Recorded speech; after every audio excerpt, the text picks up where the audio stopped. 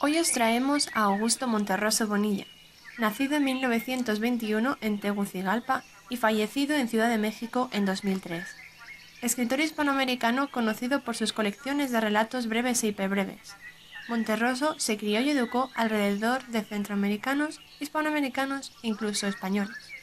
Fundó la Asociación de Artistas y Escritores Jóvenes de Guatemala, conocida como la Generación del 40. En 1941 escribió sus primeros cuentos en la revista Acento y en el periódico El Imparcial, contra la dictadura de Jorge Ubico. Fundó además con otros escritores el diario El Espectador. Empezó a publicar sus textos individualmente a partir de 1959, año en que se publica la primera edición de obras completas y otros cuentos. Su narrativa posee una prosa breve pero llena de referencias cultas, así como un buen manejo de la parodia y el humor negro.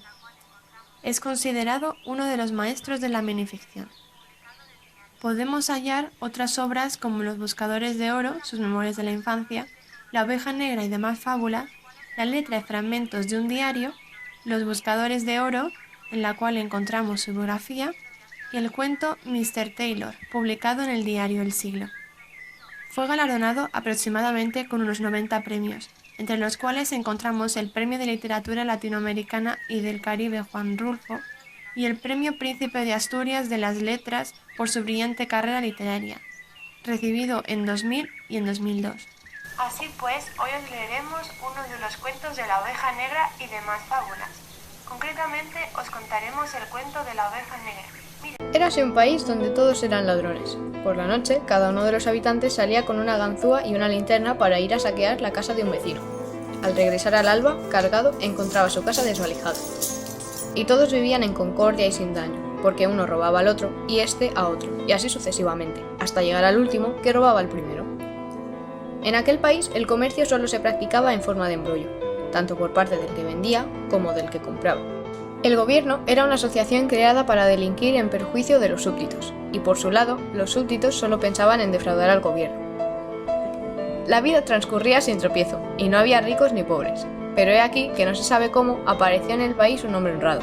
Por la noche, en vez de salir con la bolsa y la linterna, se quedaba en casa y leía novelas. Llegaban los ladrones, veían la luz encendida y no subían. Esto duró un tiempo, después hubo que darle a entender que si él quería vivir sin hacer nada, no era una buena razón para no dejar hacer a los demás. Cada noche que pasaba en casa era una familia que no comía al día siguiente. Frente a estas razones, el hombre honrado no podía oponerse. También él empezó a salir por las noches para regresar al alba, pero no iba a robar. Era honrado, no había nada que hacer. Iba hasta el puente y se quedaba allí, miraba pasar el agua. Volvía a casa y la encontraba saqueada. En menos de una semana, el hombre honrado se encontró sin un centavo, sin tener que comer, con la casa vacía. Pero hasta aquí no había nada que decir, porque era culpa suya. Lo malo era que de ese modo suyo de proceder nacía un gran desorden, porque él se dejaba robar todo, y entre tanto no robaba a nadie. De modo que siempre había alguien que al regresar al alba encontraba su casa intacta, la casa que él hubiera debido desvalijar. El hecho es que al cabo de un tiempo, los que no eran robados llegaron a ser más ricos que los otros, y no quisieron seguir robando. Por otro lado, los que iban a robar la casa del hombre honrado la encontraban siempre vacía, de modo que se volvían pobres.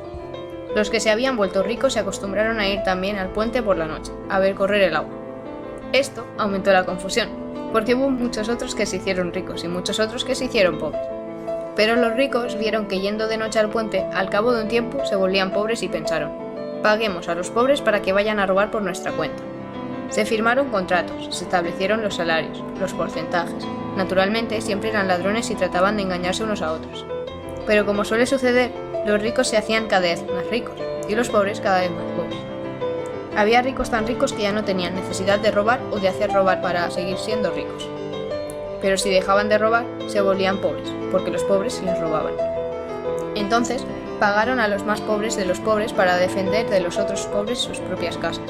Y así fue como instituyeron la policía y construyeron las cárceles. De esta manera, pocos años después del advenimiento del hombre honrado, ya no se hablaba de robar o de ser robados, sino solo de ricos o pobres. Y sin embargo, todos seguían siendo ladrones. Honrado solo había sido aquel fulano y no tardó en morirse de hambre.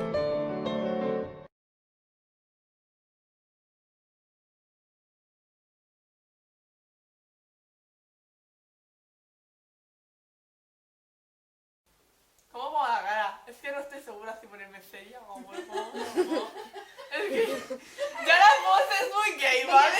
No, pero escucha, que pegas el cante, si te ven de noche, tú no te sonrías, te quitan los pendientes. ¿A qué sí, Lina? No, la verdad que no. Sí. Demasiado femenina. De noche con esas patillas que le has hecho de lado. Está mortal. Uy, es verdad, tengo que...